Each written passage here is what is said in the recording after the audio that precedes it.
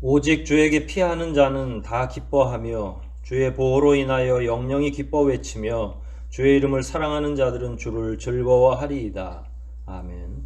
우리의 마음과 정성과 뜻을 다하여 우리 하나님께 예배드리겠습니다.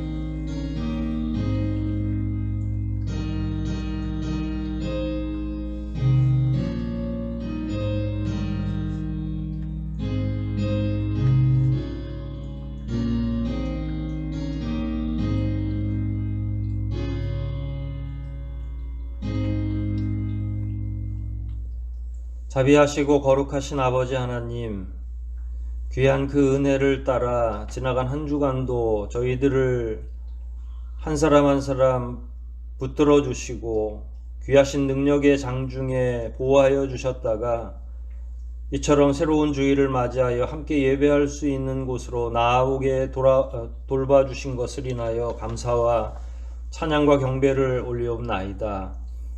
이 시간 오직 저희들 성령과 진리로 예배할 때에 성삼위 하나님께서만 이 예배를 흠양하여 주시고 귀하신 은혜를 붙쫓아 여기까지 온 심령들에게 한량없는 은총으로 함께하여 주시옵소서. 오직 이 예배의 시종을 주님께 의탁하오며 우리를 구속하신 예수 그리스도 이름 받들어 감사하며 기도하옵나이다. 아멘. 우리 함께 찬송 부르시겠습니다. 함께 하실 찬송은 21장입니다. 21장 함께 찬송하십니다.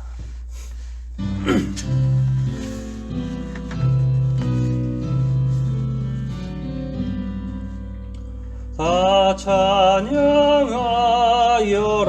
전능왕 창조의 주께 내 혼아 주 찬양 평강과 구원의 주님 성도들아 주 앞에 이제 나와 즐겁게 찬양하여라. 다 찬양하여라 놀라운 만유의 주께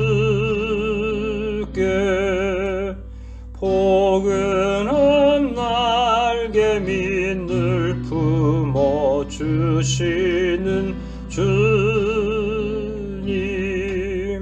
성도들아 주님의 뜻 안에서 내 소원 다 이루리라. 다 찬양하여라 온 몸과 마음을 바쳐 이 세상 만물이 주 앞에 다 나와 찬양 성도들아 기쁘게 소리 높여 영원히 찬양하여라.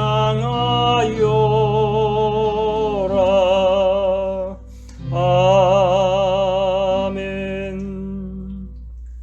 이 시간 우리 함께 사도신경으로 우리의 신앙을 하나님께 고백하겠습니다. 전능하사 천지를 만드신 하나님 아버지를 내가 믿사오며 그 외아들 우리 주 예수 그리스도를 믿사오니 이는 성령으로 잉태하사 동정녀 마리아에게 나시고 본디오 빌라도에게 고난을 받으사 십자가에 못 박혀 죽으시고 장사한 지 사흘 만에 죽은 자 가운데서 다시 살아나시며 하늘에 오르사 전능하신 하나님 우편에 앉아 계시다가 저리로서 산 자와 죽은 자를 심판하러 오시리라.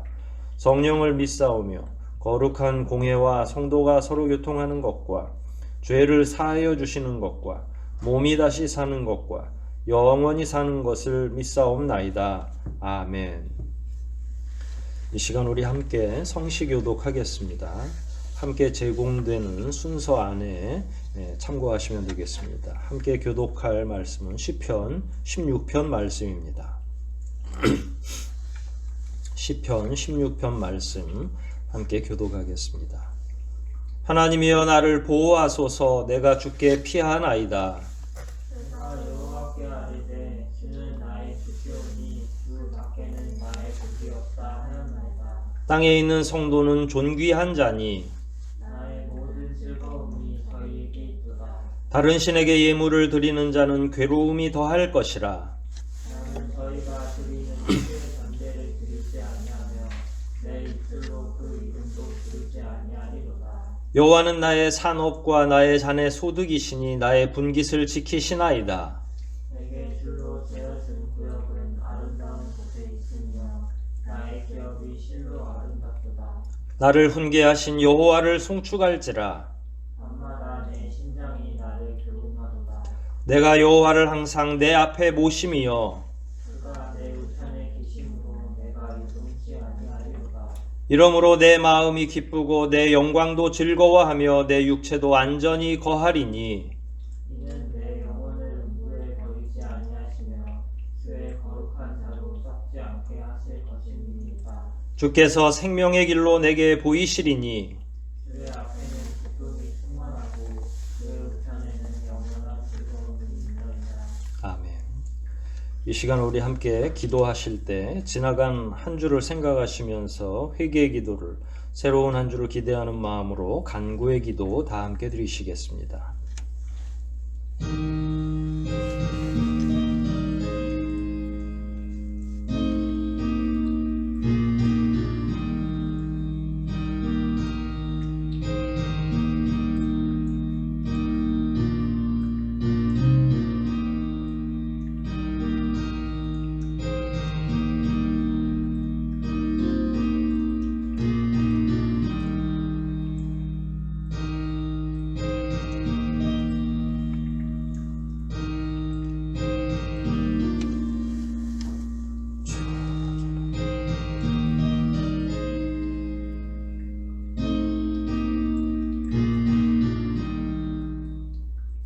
하나님 아버지의 귀하신 사랑을 따라 예수 그리스도의 보혈 공로를 힘입어 의롭고 거룩한 자의 자리에 저희들이 있사오나 여전히 저희는 부족하고 연약하여 자주 넘어지고 하나님의 말씀대로 살아가지 못하던 것을 인하여 다시 한번 회개하고 주님 앞에 사죄하오니 오직 이 시간 예수 그리스도의 보혈 공로에 힘입어 주님 앞에 나올 수 있도록 허락하여 주시고 저희들이 새롭게 시작하는 이 한 주간에는 오직 말씀을 따라 의를 좇아 살아갈 수 있는 능력으로 덧입혀 주시옵소서.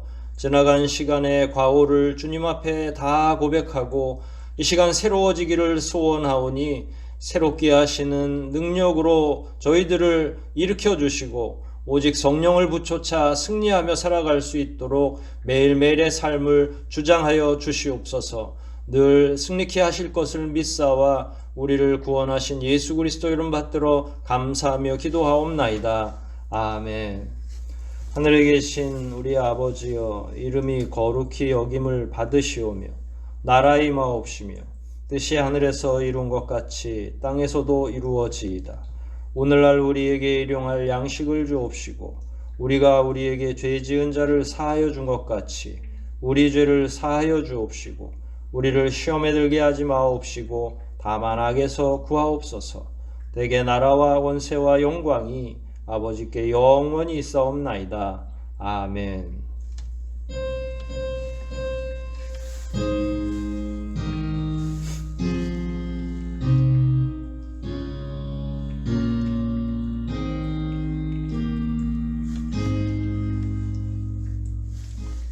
이 시간 우리 함께 찬송 부르시겠습니다. 함께 하실 찬송은 197장입니다. 197장 함께 부르시겠습니다.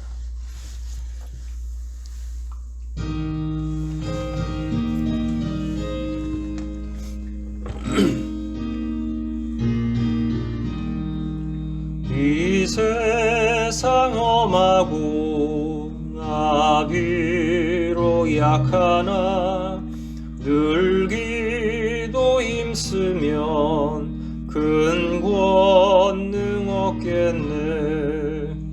주의 은혜로 대속하여서 피와 같이 붉은 죄는 같이 희겠네.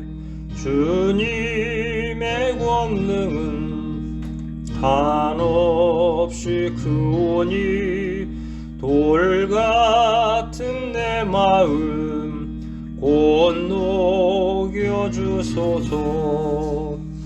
주의 은혜로 대속하여서 피와 같이 붉은 죄는 같이 희겠네. 내 맘이 약하여 늘 넘어지오니 주 예수 힘주사 굳세게 하소서. 주의 은혜로 대속하여서 피와 같이 붉은 죄는 같이 희겠네. 죄사함 받은 후 새 사람 되어서 주 앞에 서는 날 늘 찬송하겠네. 주의 은혜로 대속하여서 피와 같이 붉은 죄는 같이 희겠네. 아멘.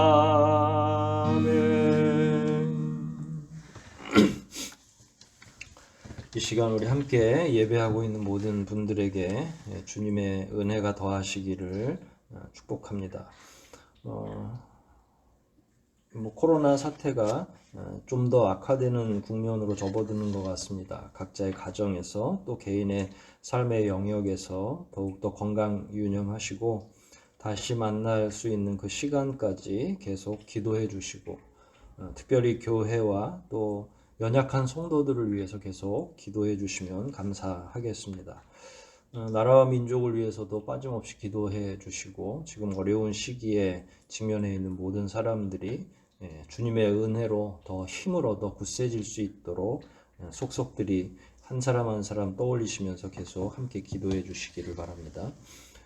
각 조별로 활발한 교류와 말씀의 은혜가 나누어질 수 있도록 계속 협조해 주시기를 바랍니다. 그 각 조의 조장분들이나 혹은 한 분씩 들어가 있는 장로님, 안수집사님 해서 리더분들까지도 계속 활발한 교류할 수 있도록 카톡방에서나 혹은 SNS 이용해서 같이 은혜를 나누도록 협조해 주시기를 바랍니다. 다른 봉사위원은 상관없지만 청소는 계속 나와서 지금 하고 계십니다. 특히 방역에 힘써 주시기를 바라고 청소 이제 다시 또 여름이 곧 있으면 장마철과 함께 다가오겠는데 특별히 이 교회 구석구석 청소 좀 잘 해주시기를 부탁드립니다. 공동체 기도 내용 3가지 있습니다. 끊임없이 계속 교회와 또 각 가정들을 위해서 기도해 주시기를 바라고 이 기도의 내용은 예배 후에 자막으로 같이 제공되고 있습니다. 이 부분 여러분들이 지나치지 마시고 계속 기도해 주시면 감사하겠습니다. 우리가 후원하고 있는 선교사님들, 그분들이 사역하고 있는 선교지 위에서도 기도해 주시면 감사하겠습니다. 우리나라보다 또 여기 선교지가 더 힘들고 어려운 상황에 처해 있을 수 있습니다. 항상 마음속에 품고 계속 기도해 주시고요.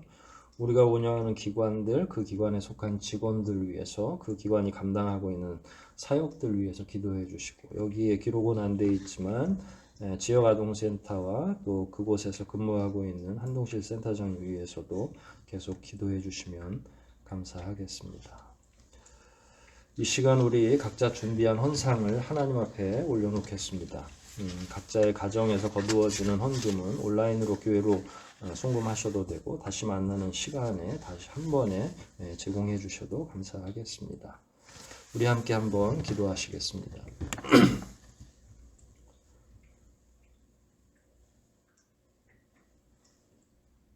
자비하시고 거룩하신 아버지 하나님, 귀한 은혜를 따라 주의 자녀들을 보살펴 주시고 여러 가지 어려운 상황 가운데에서도 무탈하게 지금껏 인도해 주신 은혜를 인하여 감사를 올리옵나이다. 어쩌다 보니 감염병 사태가 1년을 넘고 횟수로 벌써 2년째 저희들이 함께 예배하지 못하고 있습니다. 우리가 평생 경험해 보지 못한 이 어려움 가운데 우리 교우들의 마음을 붙들어 주시고 이럴 때일수록 더욱 담대하게 도와주시며 개인적으로 신앙과 그 믿음이 흔들리지 않도록 늘 강건케 붙들어 주시기를 원하옵나이다. 우리 성도들의 삶을 보살펴 주시사 이처럼 또한 주님 앞에 감사하는 마음으로 헌상할 수 있는 귀한 은혜를 베풀어 주셔서 또한 감사를 올리옵나이다. 성도들이 자기의 힘이 붙이도록 하나님 앞에 드리는 이 헌상 가운데 함께하여 주시고 특별히 11조와 감사의 예물 그리고 여러 제목의 마음의 소원을 아뢰는 헌상들 주님께 올리오니 하나님께서 흠양하여 주시고 복내려 주시고 그들의 마음에 소원하고 있는 그의 나라와 그의 의를 위한 그 소원들이 반드시 하나님의 뜻 안에서 이루어질 수 있도록 아버지께서 크게 역사하시고 덧입혀 주시옵소서.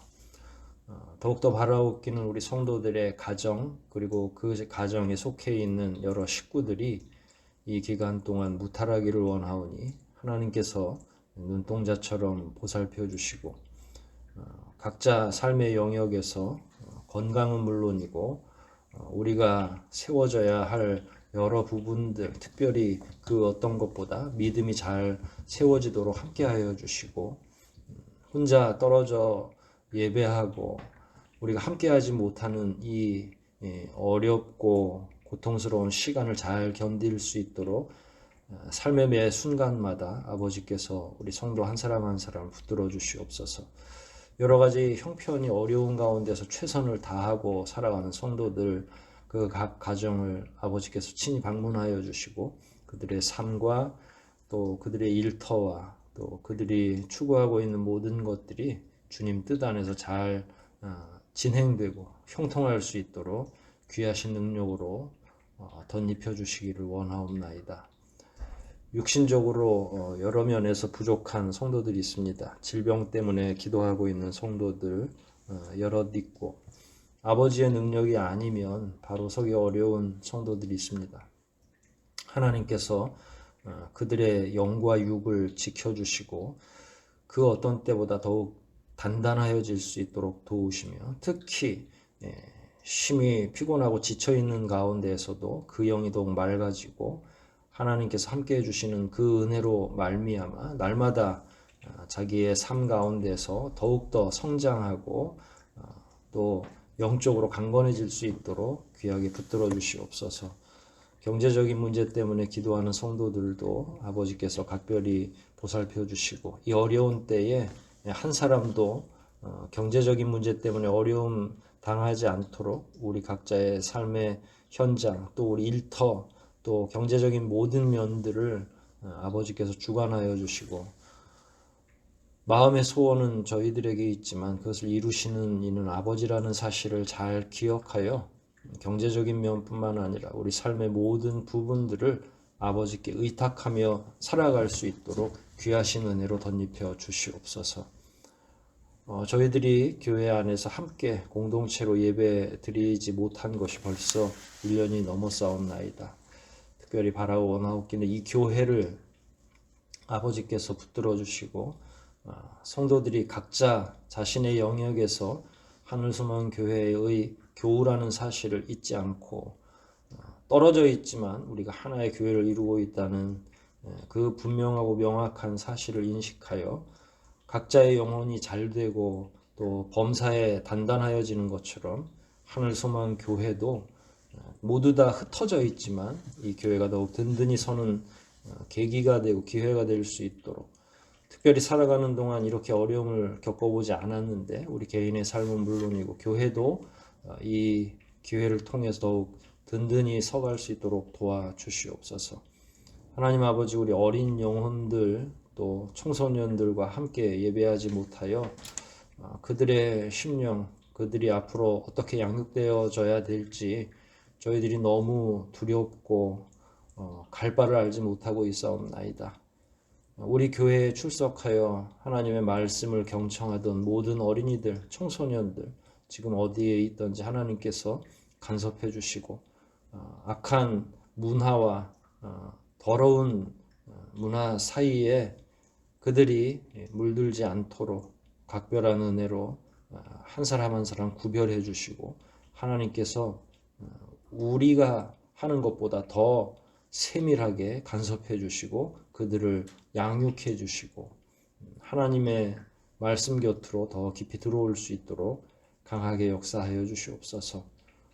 청년들의 삶도 지켜주시고 직장 문제나 혹은 개인 경건의 문제 등 여러 가지 기도 제목으로 인하여 혼란한 기간을 겪고 있는데 함께하지 못하고 있어서 더욱 그런 부분들이 아쉽고 또 과연 하나님 앞에서 어떻게 살아야 되는지에 관해 끊임없이 계속 고민하고 기도할 텐데 그들로 하여금 외롭지 않게 도와주시고 늘 하나님께서 응답을 친히 해주시고 하나님이 원하시는 삶이 그들에게 잘 적용될 수 있도록 함께하여 주시옵소서. 어르신들이 저희 교회에 많이 있사옵나이다. 그들 가정을 친히 아버지께서 방문하여 주시고 힘이 부족하지 않도록 늘 채워주시며 특별히 이런 어려운 시기에 기도로 교회를 섬기고 계실 텐데 그분들의 기도가 헛되지 않도록 도와주시고 그들의 모범을 우리 모든 교우들이 잘 받을 수 있도록 크신 은혜와 능력으로 덧입혀 주시옵소서. 하나님, 이 시간 저희들 말씀을 사이에 놓고 교제하고자 합니다. 성경을 읽고 공부하고 또 귀한 의미를 나누고 그것을 실천하려고 할 때 가장 중요한 것은 성령의 함께 하심인 줄 아옵나이다.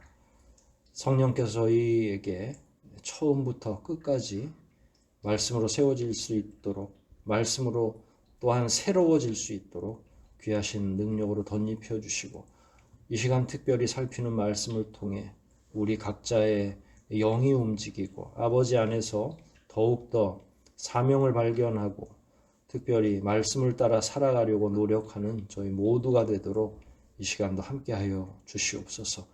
진리의 영이 함께 하시면 우리가 떨어져 있더라도 하나의 성령으로 함께 매일 수 있는 줄 믿사옵나이다. 이 시간 성령께서 교통하여 주시고 우리를 묶어주시고 하나가 될 수 있도록 도와주시고 한 영으로 감동받아 오직 말씀을 붙잡으며 살아가는 저희들 되게 도와주시옵소서. 이 시간도 모든 은혜를 베풀어 주실 것을 믿사와 우리 구주 예수 그리스도 이름 받들어 감사하며 기도하옵나이다. 아멘.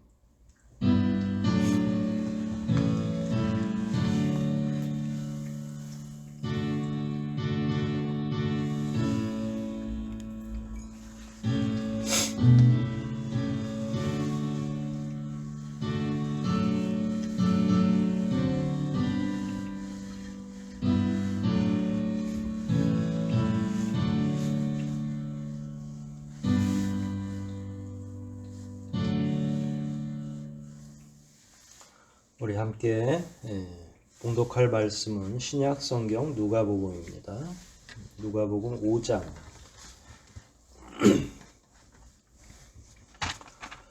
27 27절로 32절까지 말씀 한번 살펴보겠습니다. 누가복음 5장, 신약성경 누가복음 5장 27절부터 32절까지 말씀. 한 절씩 교독하고 32절 말씀은 같이 읽겠습니다. 누가복음 5장 27절부터 32절까지 말씀입니다. 제가 먼저 읽겠습니다. 그 후에 나가사 레위라 하는 세리가 세관에 앉은 것을 보시고 나를 쫓으라 하시니 저가 모든 것을 버리고 일어나 쫓으니라. 레위가 예수를 위하여 자기 집에서 큰 잔치를 하니 세리와 다른 사람이 많이 함께 앉았는지라. 바리새인과 저희 서기관들이 그 제자들을 비방하여 가는데 너희가 어찌하여 세리와 죄인과 함께 먹고 마시느냐. 예수께서 대답하여 가라사대 건강한 자에게는 의원이 쓸데없고 병든 자에게라야 쓸데있나니 내가 의인을 부르러 온 것이 아니요 죄인을 불러 회개시키러 왔노라. 아멘.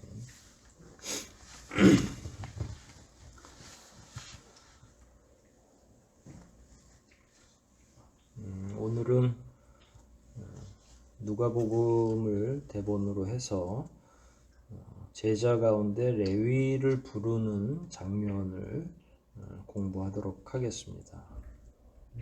마태복음에도 있고 마가복음에도 있고 요한복음에만 없는 공관복음의 공통 내용입니다.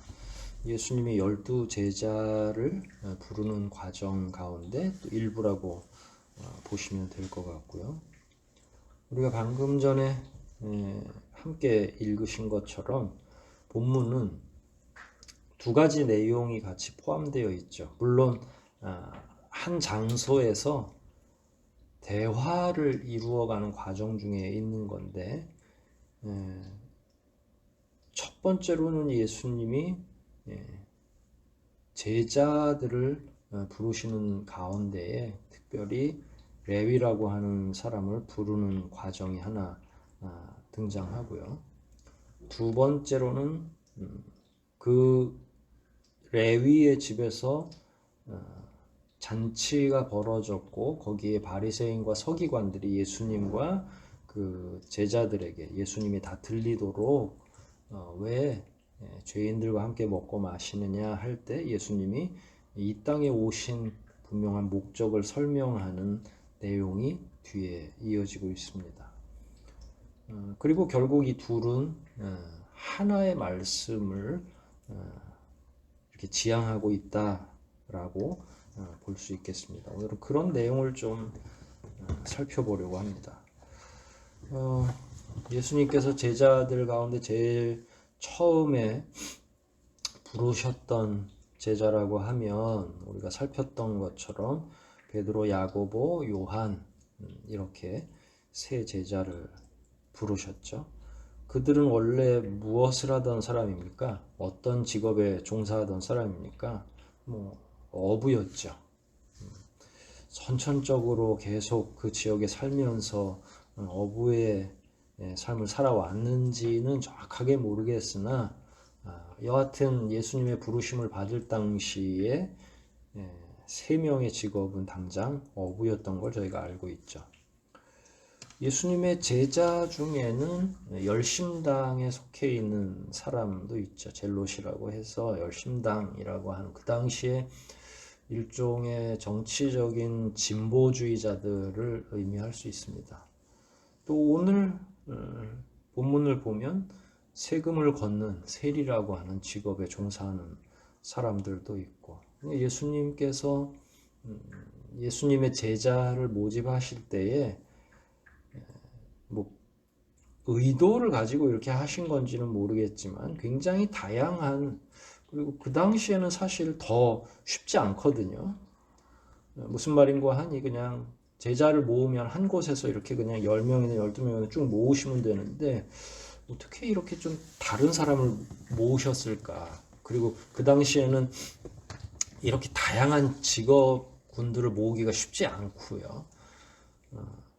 여하튼 예수님은 어떤 의도가 있으셨는지는 모르지만 다양한 곳에서 다양한 사람들을 제자로 부르신 것만큼은 틀림이 없죠. 심지어 뭐 시골과 도시로 놓고 따져도 가론 유다 같은 경우는 아마 도시 출신으로 제가 알고 있는데, 나머지 사람들은 오히려 갈릴리 지역이나 좀 변두리에서 살고 있던 그런 사람들이라고 볼 수 있습니다. 그렇게 봐도 좀 더 다양성들이 포함되어 있고, 당시에는 뭐 많은 직업군이 있는 게 아니라서 예수님의 제자들이 이런 다양한 직업을 가졌다는 것 자체도 좀 특별하기도 하고요.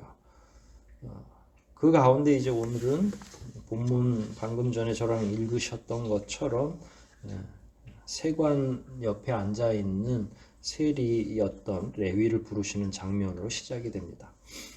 어느 날인지 뭐 그 후에라고 27절이 시작하고 있으니까 앞부분에 중풍병자를 고치신 후에 이렇게 이해를 하시면 될 것 같아요. 예수님이 어느 곳을 지나가셨죠. 거기에 보면 레위라 하는 세리가 세관에 앉은 것을 보시고, 그러니까 어디 옆을 지나가신 겁니까? 세금을 거두는 사람들이 모여 있는 작은 건물 앞을 주님이 지나가시다가 세리인 레위를 초대하죠. 뭐 긴 말은 안 하시고 나를 조치라 이렇게 말씀하셨습니다. 말씀하시니까 결국 레위는 예수님의 뒤를 따르게 되죠. 여기서 세리라고 하는 건 세금을 걷는 사람이다 이렇게 이해하시면 됩니다. 오늘날하고는 약간 다르죠. 오늘은 세금을 걷는 게 사람이 직접 걷지는 않죠. 전부 다 은행 가가지고 계좌이체를 하든 혹은 뭐 요즘에는 편해져서 컴퓨터나 핸드폰으로도 세금을 다 낼 수 있으니까 그런 방식으로 하지만, 옛날에는 그런 게 아니잖아요. 일일이 사람들이 다 세금을 거두러 다녔고 그 일을 직업적으로 하는 사람들이 있었는데, 그를 가리키는 말이 바로 세리라고 하는 말입니다. 근데 이 당시의 세리는 유대인들이 처한 환경을 좀 알 필요가 있는데, 자기 나라, 자기 민족을 위해서 세금을 걷어서 복지에 사용하려고 거두었던 건 아니죠. 이 당시에 유대는 로마의 식민지였습니다. 그러니까 세리들은 당연히 누구를 위해서 세금을 걷는 게 될까요? 당연히 로마를 위해서 세금을 걷는 것처럼 이렇게 보여지죠. 로마를 위해서 일하는 것처럼 유대를 장악하고 있는 로마가 가뜩이나 유대인들에게는 눈엣가시인데, 그 나라를 위해서 세금을 또 열심히 거두니까 일종의 애국하는 마음이 있는 사람들, 꼭 그렇게 애국하지 않더라도 평범하더라도 당연히 자기네 나라를 쳐들어와서 포로로 잡아가거나 많이 죽이거나 혹은 지금처럼 압력을 가해서 세금을 걷어가는 그 일에 가담하는 게 좋게 보일 리가 없죠. 그런데 그냥 정직하게라도 일을 했다면 모르겠어요. 연간 얼마를 걷어서 정확하게 어디에다 얼마 주고 하는, 우리도 그런 게 궁금하죠. 우리가 만일 우리 각자의 이름 앞으로 세금이 나온다면 도대체 어떤 명목인지 이렇게 알아야 속이 시원하죠. 모르고 그냥 5만 원 내십시오, 100만 원 내십시오 이렇게 하진 않아요. 어떤 명목인지 전부 다 세부적으로 그 적요를 우리에게 알려주죠. 근데 이 당시의 세리들은 그런 것 없이 더 많이 걷어서, 그러니까 원래 100원이면 130원 정도를 걷던지 2배, 3배씩 걷어도 뭐 누가 뭐라고 얘기할 수가 없으니까 더 많이 걷던지 아니면 걷어서 적당하게 자기가 중간에서 착복을 하든지 횡령을 하든지, 그러니까 로마를 위해서 일하는 자들이라고 하는 사실만으로도 이 세리라고 하는 직업을 가진 사람들이 손가락질을 받는데, 심지어 정직하게 일하는 것이 아니라 본인들을 위해서 중간에 세금을 거둔 후에 그걸 횡령하거나 착복했다는 이야기예요. 그리고 그렇기 때문에 당시 유대 사회에서는 세리라고 하는 직업, 그 직에 종사하는 사람들은 그냥 공공연하게 죄인 혹은 악한 자로 인식이 되고 있는 거죠. 지역마다 세관이 있었던 건 아니에요. 여기 세관까지 있는 걸로 봐서는 두 가지 의미가 있는데, 이 당시에 이 지역 자체가 좀 규모가 있다고 이렇게 생각할 수 있고, 또 하나는 매우 체계적으로 로마에서 착취를 했구나라고 하는 거죠. 세관을 만들고 거기 또 자기네 관리가 앉아 있을 것이고, 그 관리들이 여러 명의 세리들을 고용하거나 해서 돈을 걷어오면 그걸 로마나 혹은 통치하는 자금으로 사용하는 거, 뭐 이렇게 복잡할 필요가 없죠. 이 일은 고스란히 유대인들에게 고통으로 다가왔을 것이고, 세리는 자연스럽게 미움의 대상, 사람들이 봤을 때 그들은 완전하게 악한 자들, 죄인, 이렇게 인식되고 있었던 것이 분명합니다. 세리가 당시에 그런 대접을 받았다고 하는 걸 예수님이 아셨을까요? 모르셨을까요? 어리석은 질문이죠. 아무리 예수님이 세상 돌아가는 이치에 관심이 없으시고 잘 모르신다 하더라도 이 정도는 다 알고 계시죠.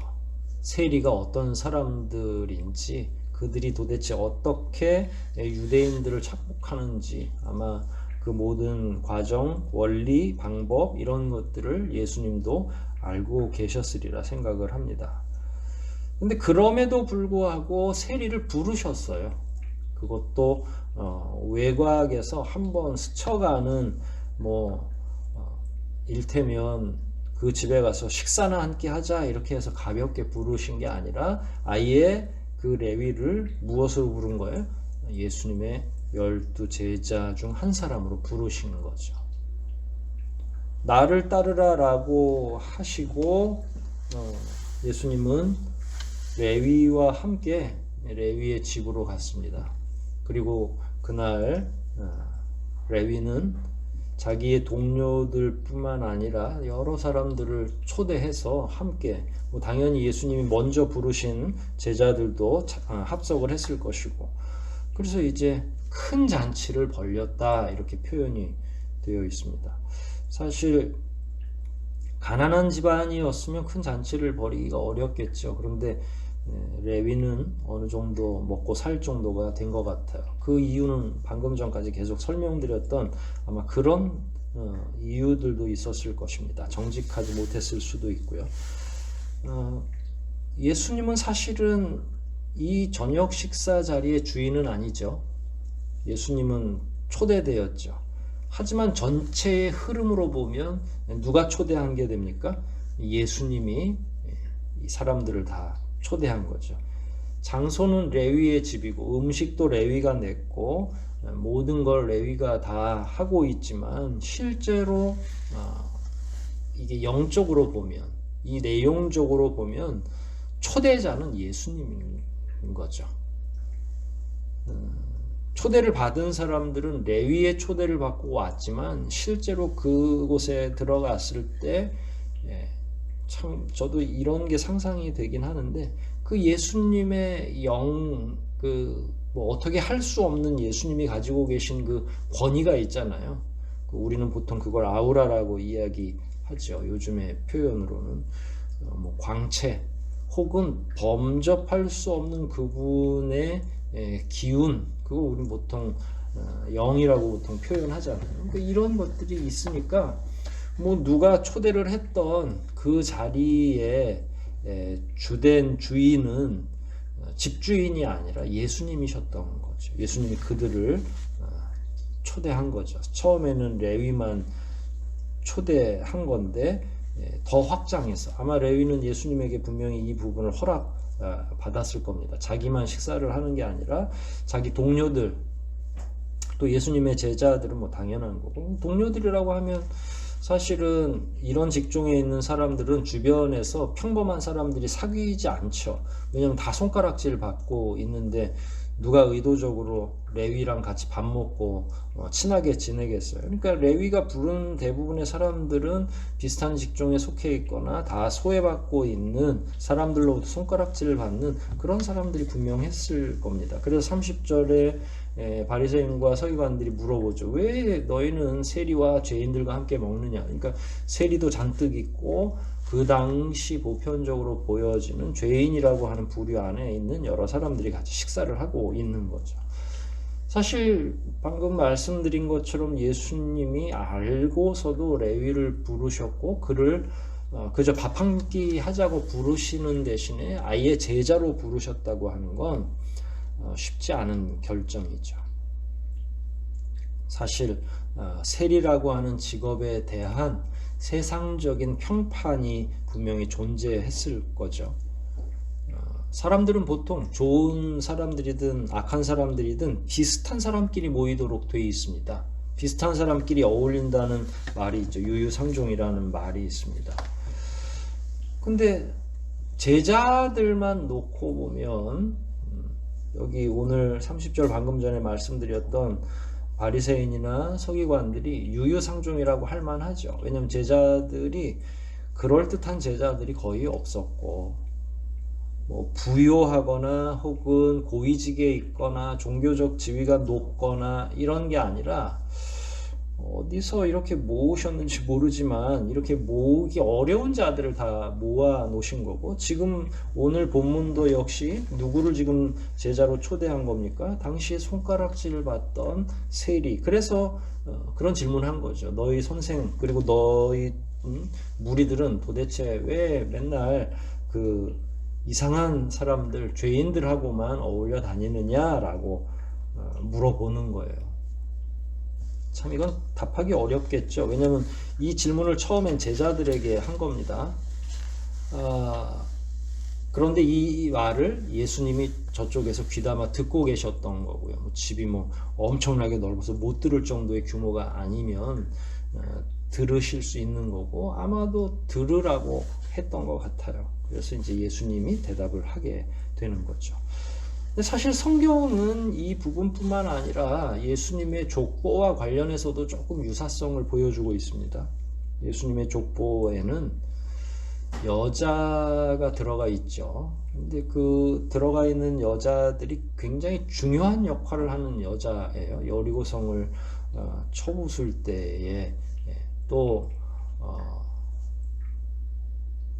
다윗의 왕조가 시작될 때에 그 중간중간에 여성들이 등장하는데 심지어 그 여성들이 혈연적으로 보면 고결한 유대인의 피를 타고나진 않습니다. 이방인들 가운데 예를 들어서 룻 같은 경우는 모압의 출신 여인이죠. 그러니까 여인인데다가 이방인이니까 이거는 핸디캡이 하나가 아니라 둘이에요. 남성 중심의 사회에서 여자인데다가 유대인 중심 사회에서 이방인이었다는 거니까 이렇게 되면 두 번이나 걸러지는 거예요. 가장 천대받던 사람들이 실제로 예수님의 족보에서는 전환하는 일에 굉장히 핵심적인 역할을 하죠. 전환이라고 하는 거는 그야말로 이런 여자들 때문에 역사가 확 바뀐 걸 의미해요. 그러니까 예수님의 족보도 면밀히 살펴보면 이미 사람들이 봤을 때 심상치 않은 거죠. 그래서 이방인이면서 여자들까지도 등장하는 족보가 있는가 하면 이제 실제로 예수님의 역사가 시작됐을 때는 제자들의 면면도 또한 만만치 않은 거죠. 사실 이런 분류는 오늘날도 그렇고 언제든지 있었습니다. 사람들은 세상에서 끊임없이 계속 분류하죠. 남자와 여자를 분류합니다. 누가 더 많이 오랫동안 천대를 받았습니까? 여성들이 오랜 시간 동안, 심지어 지금 세상에서도 여자들이 천대를 받습니다. 굉장히 차별을 많이 받습니다. 남자와 여자, 특히 고위직으로 올라갈수록 능력 차이와 연봉 차이 이런 것들이 현격하게 여성들에게 분리하도록 되어 있죠. 또 세상은 부자와 빈자로, 부자와 가난한 사람으로도 많이 나눕니다. 이 부자와 빈자로 나누는 것 때문에 불평등이 생기는 거죠. 때로는 어른과 아이로 나이를 가지고 분류하기도 하죠. 더 많은 계급으로 이 세상 사람들을 나누기도 하죠. 이게 예수님 당시뿐만 아니라 지금까지도 있는 일이고, 다시 본문으로 돌아가면 세리는 이런 면에서 볼 때 가장 천한 직업에 속한 사람이에요. 근데 그 사람을 예수님이 누구로 불렀습니까? 밥 한 끼 하자고 부른 게 아니라고 말씀드렸죠. 예수님이 이 땅에 오신 목적을 성취하는, 예수님이 이 땅에 오셔서 복음을 증거하고 사람들을 구원으로 이끄는 가장 중요한 사명에 그 당시에 가장 손가락질을 받던 천한 직업에 속해 있던 사람을 주님이 부르신 거죠. 이거를 우리나라 표현으로 하면 좀 더 극단적으로 이걸 대비시켜야 되니까 여러분 백정이라고 아십니까? 직업 가운데 완전 천민이죠. 최하의 천민이죠. 백정이 뭐 하는 사람입니까? 도살자죠. 짐승을 잡는 사람, 소나 돼지나 가축을 전문적으로 죽이는데, 이게 어떻게 보면 단계별로 나누는 신분 안에 들어오지 못하는 거예요. 일종의 불가촉 천민이라고 해서 마을 안에 같이 살지를 않고 저기 멀리 내쫓아서, 그러나 필요할 땐 데려다가 가축을 잡도록 하는 거죠. 이런 백정을 어떤 스승이 데려다가 서당에서 다른 사람들과 동일하게 공부를 시키는, 이런 걸 생각하면 지금 오늘 본문의 현장이 정확하게 저는 일치되리라 생각을 합니다. 예수님이 과연 누구를 지금 부르신 거고 그 일이 어떤 정도의 의미인지를 설명하려고 제가 백정을 이야기한 겁니다. 그러면 왜 도대체 주님은 당시에 하고 많은 사람들, 특히 종교에 심취해 있고 유대교의 전문적인 학자들도 있고 공부를 많이 한 성경에 통달한 사람들도 많이 있었는데, 도대체 왜 하고 많은 사람들 중에서 이런 자들을 부르셨을까라고 하는 질문을 우리가 할 수 있죠. 그 질문을 30절에서 바리새인과 그 서기관들이 대신한 거예요. 이들이 비방하면서 질문하죠. 어찌하여 너희는 스승과 너희들은 세리와 죄인들과 함께 먹고 마시느냐?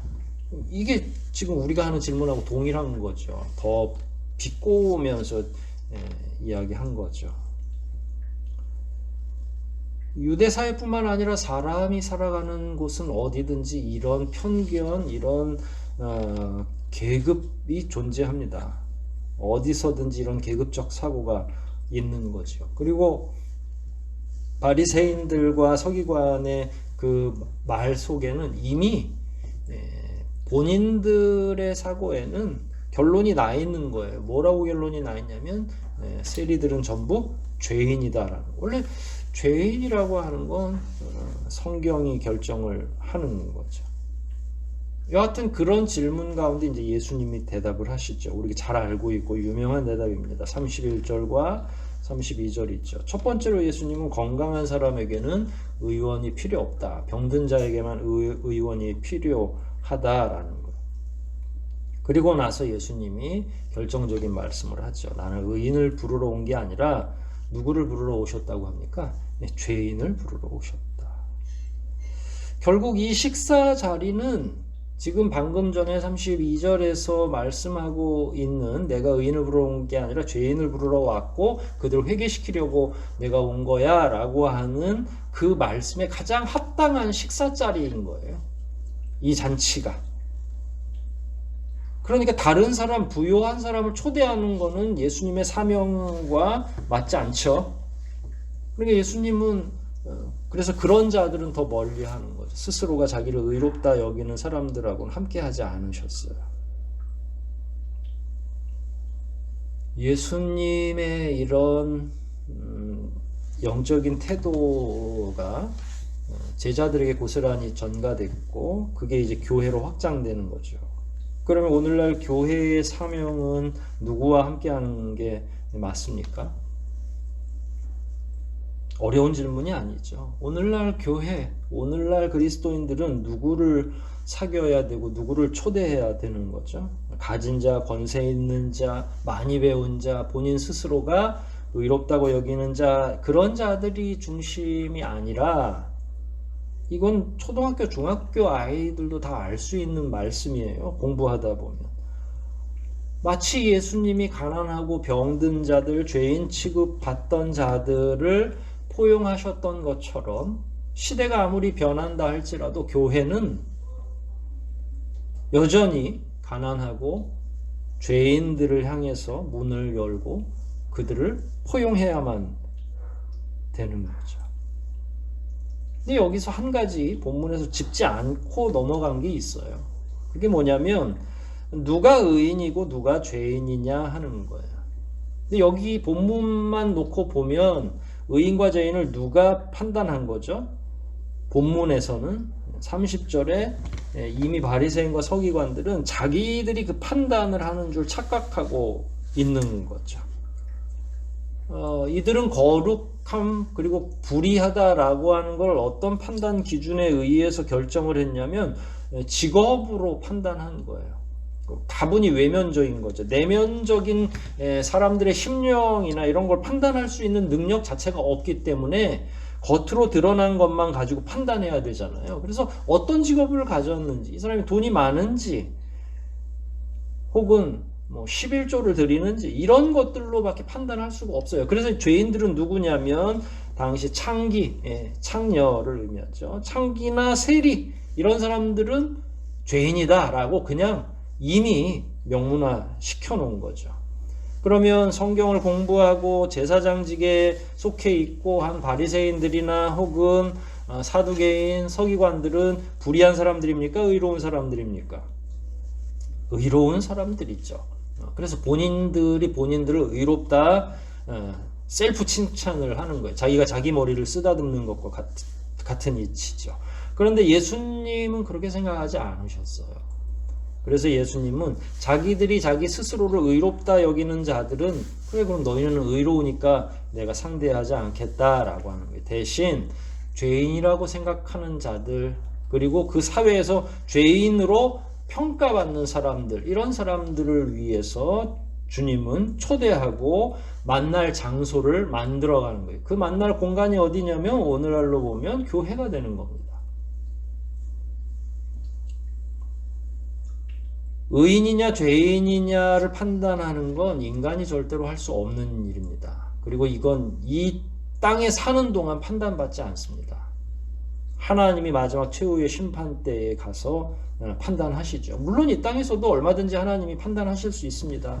그런데 그걸 유보하시는 까닭은 레위가 처음에는 죄인으로 들어왔다가 나중엔 제자로 죽는 것처럼 이 땅에서 흠결 많은 사람들이 하나님을 만나고 예수 그리스도에 감동받아서 그 삶이 바뀌고 회개케 하기 위해서 예수님이 오셨다고 하셨으니까 회개한 이후의 삶이 변하는 게 얼마든지 가능하기 때문에 하나님은 유보시켜 주시는 거죠. 그런데다 로마서 3장 10절을 보면 이 세상에 의인은 없나니 하나도 없다라고 선언하고 있어요. 원래 사두개인이나 바리새인 또 서기관 이런 사람들이 스스로 알아야 될 게 바로 이 내용이었죠. 세상 모든 사람들은 죄인이다 라고 하는 대전제. 근데 여기에 대한 전제가 없으니까 자기들은 의롭다라고 생각하는 거예요. 그래서 원래는 세상 모든 사람들이 죄인이기 때문에 예수님은 누굴 위해서 오셨냐면 전체 인류를 위해서 오신 거예요. 하지만 여기서 제외된 사람들이 있는데 그게 누구냐면 오늘 본문처럼 자기들이 스스로 의롭다고 여기면서 예수 그리스도를 거절하는 자들.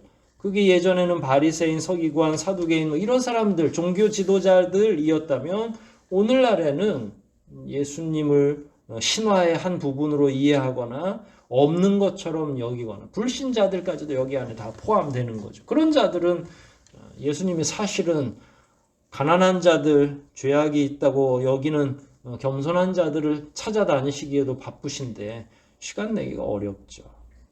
그런 자들은 그런 자들대로 결국 구원이 불가능한 거죠. 이 세상에는 종교적 계율이나 자신들의 판단으로 본인들 빼고는 모두 다 의롭다고 여기지 않아요. 다 불의하다고 여기는 거죠. 심지어 이단들도 마찬가지입니다. 구원받으려면 이단이나 사이비 종교는 다 어디로 들어와야 되냐면 자기네 교회 안으로 들어와야 되고 더 좋은 구원을 얻기 위해서는 돈을 많이 내야 된다고 하는데 예전이나 지금이나 변화가 하나도 없죠. 그러나 예수님은 한 번도 그렇게 말씀하시지 않으셨죠. 예수께서는 예수님이 공생애를 사시는 동안 여러 사람들에게 직접 먼저 다가가셨는데 자기 죄를 인식하고 있던 어떤 사람들은 예수님이 다가오시는 것조차도 부끄럽게 여기는 사람들이 있어요. 왜냐하면 자기는 더럽다고 생각하고 있는데 거룩하고 완전한 주님이 다가오는 걸 느꼈을 때에 너무 부끄럽고 송구해서 도망치려고 하는 자들, 이런 자들을 주님이 만나주시는 거죠. 주님은 그들에게 친밀하셨고 그 깊은 자애로서 그들을 품어주시는 거죠. 그랬을 때 그 사람들은 한결같이 회개한 후에 새로운 사람이 되는 겁니다. 오늘 본문 말씀 전체를 놓고 보면 예수님께서 레위를 부르신 건 매우 상징적인 일입니다. 레위의 직업이 뭐였다고요? 세리였고요. 그 당시에 이 사람은 거룩한 사람으로 보여졌습니까? 죄인으로 여겨졌습니까? 죄인으로 여겨졌죠. 그래서 예수 그리스도는 죄인을 부르러 오셨다는 걸 상징적으로 보여주기 위해서 그 당시에 가장 죄 많은 사람의 한 부류였던 세리 가운데 레위를 부르신 거죠. 그리고 심지어 그 일이 성공적으로 끝나게 됩니다. 레위는 예수 그리스도의 핵심적인 제자가 됐죠. 물론 회개한 이후에 벌어진 일들입니다. 그리고 훗날 그는 복음서 가운데 하나인 마태복음을 기록하게 되죠. 주님의 부르심에 부끄럽고 죄송하고 송구하고 자기같이 죄 많은 사람이 과연 주님의 부르심에 합당할까라는 자책도 있고 고민도 있고 너무 마음이 아프기도 하고 그럼에도 불구하고 기꺼이 순응하고 회개했고 회개 이후에 새 사람이 되어서 주님의 사명을 자기의 사명으로 인식하고 끊임없이 계속 헌신의 장으로 나아가는 것. 이게 오늘 부르신 죄인의 결과라고 우리가 이해하면 되겠습니다. 부르실 당시에는 죄인이었는지 모르지만 세상 사람들이 손가락질하는 그런 사람이었는지는 모르지만 예수님의 부르심을 받고 나서는 삶이 변하는 거죠. 그런 자들을 우리는 진정한 의인이라고 이야기합니다. 대신 반대로 그동안 자기들이 의인이라고 생각하고 의인이라고 자처하던 자들은 어떻게 됐습니까? 복음서를 보면 예수님과 끝까지 대적자로 남는 거죠. 예수님을 누가 죽입니까? 다 그런 자들이 죽인 거예요. 그 당시 의인이라고 하던 자들이 정략적으로 뒤에서 악한 꾀를 내고 어떻게 하면 예수를 죽일지 대제사장들 그룹과 바리새인과 서기관들이 다 하나가 돼서 예수 그리스도를 죽이죠. 그들은 평소에는 굉장히 아웅다웅하면서 적대적으로 살다가 심지어 빌라도나 헤롯이나 다 마찬가지입니다. 그런데 예수님을 죽이는 일에는 마치 당일에 친구가 되었다라고 하는 그 본문 말씀처럼 누가 시키지도 않았는데 동맹을 맺고 친구가 되는 거죠. 자기 죄도 부끄러워하지 않는 그 악한 자들은 끝까지 예수 그리스도의 그 구원의 장 안에 들어가지 못하고 오히려 그 모든 구원의 방편과 과정을 깨트려 버리려고 하는 그야말로 마귀의 앞잡이가 되는 겁니다.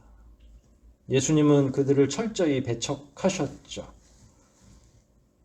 진짜 악한 자들은 변화가 불가능합니다. 회개할 수 없죠. 도리어 복음을 방해할 뿐이죠. 그래서 예수님은 본문처럼 죄인들에게 집중하셨던 것. 연약하고 자기의 부족함을 아는 자들에게 예수님이 팔을 벌리신 거죠. 예수 그리스도는 공생애를 살아가시는 중에 단 한 번도 이런 연약한 자들, 성경에서 죄인으로 표현되는 그런 자들을 공격하시거나 야단치지 않으셨어요. 손가락질하거나 비난하지 않으셨습니다. 도리어 초대해 주시고 그들을 인내해 주시고 그들을 기다려 주셨고 기회를 주시고 품어 주시는 거죠. 그럴 때 새 사람이 되는 겁니다. 제가 만일 레위였다면 내가 왜 이 초대를 받게 됐지? 어리둥절할 겁니다. 왜냐하면 예수님처럼 흠결이 없으신 분, 그 앞에 서면 모든 게 다 읽혀질 것 같은 그런 분, 그런 위대한 분이 나를 선택했다는 것 자체가 얼마나 이상하겠습니까? 그런데 그분이 잘못 부르신 게 아니라 정말로 의도적으로 나를 불러주셨고 나를 새 사람 만들기를 원하고 계시고 회개를 요청하신다면 전 기꺼이 변화받을 수 있으리라 생각을 합니다. 레위가 거기에 감동을 하고 거기에 순응을 한 거죠. 자기의 과거의 역사를 다 알고서도 부르신 주님, 모르고 부르신 게 아니라 알매도 불구하고 부르시고 회개를 촉구하고 새 사람이 되기를 요청하셨던 그 주님의 마음을 안다면 어떻게 안 바뀌겠어요? 바로 그런 자들이 역사를 변화시킨 겁니다. 예수님이 부르신 그 당대의 죄인들이 성경의 역사를 변화시킨 거예요. 복음의 역사를 확장해 나가는 거죠. 참 놀랍지 않습니까? 우리 현실로 돌아오면 그 복음, 그 예수님이 우리를 찾아오신 거죠. 알고 보면.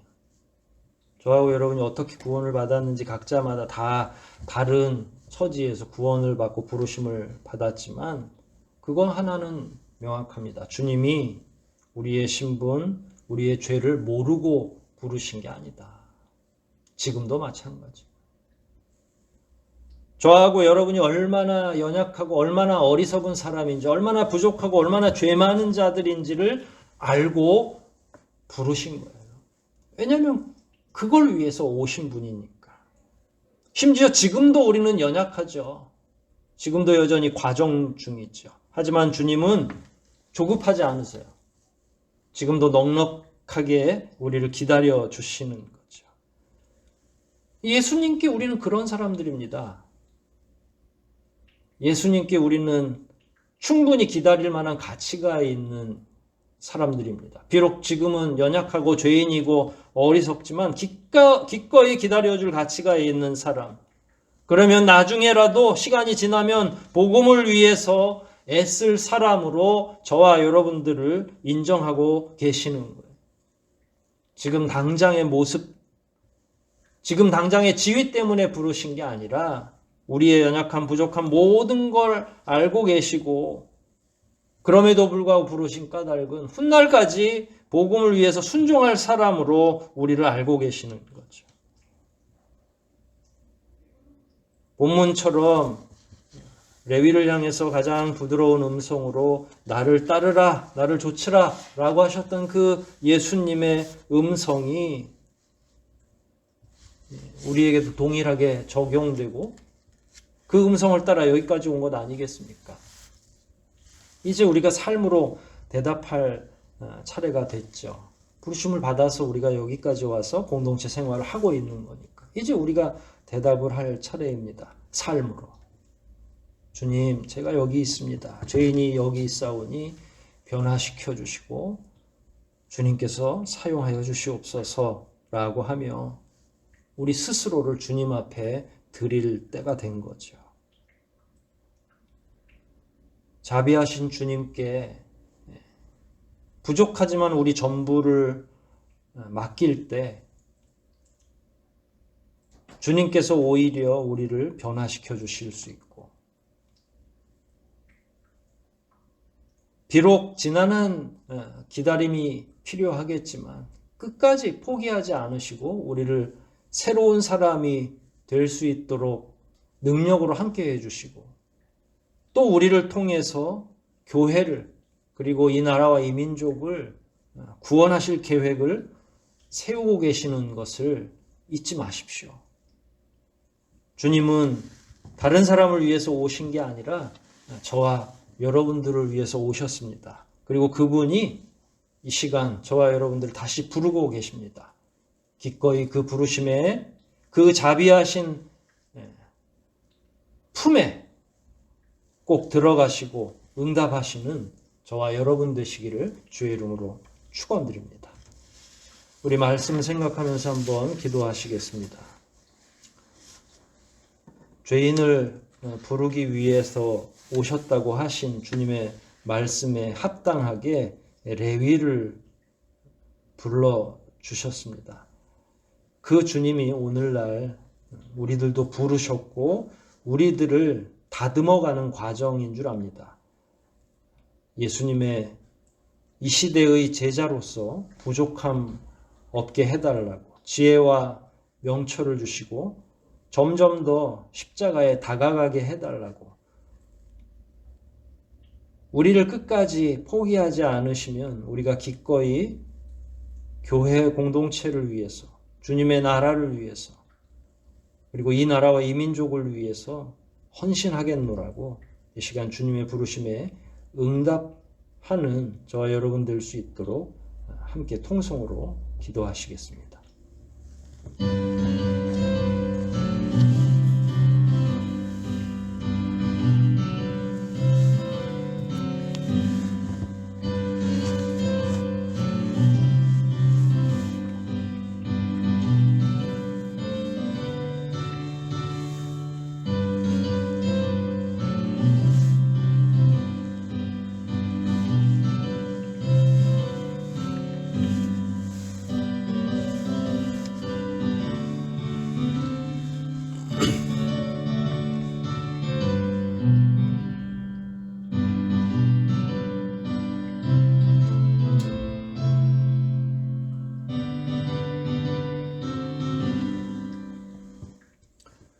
아버지 하나님, 우리가 얼마나 연약하고 부족한지를 알고 계시면서도 궁극적으로 죄인을 위해서 이 땅에 오신 예수 그리스도의 그 크신 은혜의 범주 안에 들어가게 된 것을 인하여 감사를 올리옵나이다. 우리가 구원을 받은 건 우리가 부르심을 받은 건 우리의 공로나 우리의 형편 때문이 아니라 오직 자비하신 아버지 하나님의 사랑의 결과인 것을 저희가 배웁니다. 지금은 부족하고 연약하고 흠결투성이이지만 그래도 마음에는 하나님 나라를 위해 애쓰고자 하는 마음이 저희에게 있사오니 저희들을 변화시켜 주시고 말씀으로 새롭게 해주시고 오직 주님의 기대에 비켜나지 않게 도와주시고 날마다 거룩한 길을 좇게 하시고 예수님의 제자들이 세상을 변화시킨 것처럼 이 시대를 변화시키는 저희 모두가 되도록 진리로 함께하여 주시옵소서. 우리 교우 한 사람 한 사람을 붙들어 주시고 지금은 연약하지만 복음을 위해서나 혹은 하나님 나라를 위해서 기꺼이 우리 각자를 주님 앞에 드릴 수 있는 제자가 되도록 저희들의 삶을 주장하여 주시고 각자의 삶의 형편이 다르지만 그 현장에서 최선을 다해 살아갈 때에 아버지께서 능력으로 함께 하시고 우리의 삶을 받아 흠양하여 주시옵소서. 모든 것 주님께 감사를 올리오며 우리를 구속하신 예수 그리스도 이름 받들어 간절히 기도하옵나이다. 아멘. 찬송 한 장 부르시겠습니다. 찬송가 210장입니다. 210장 함께 찬송하십니다.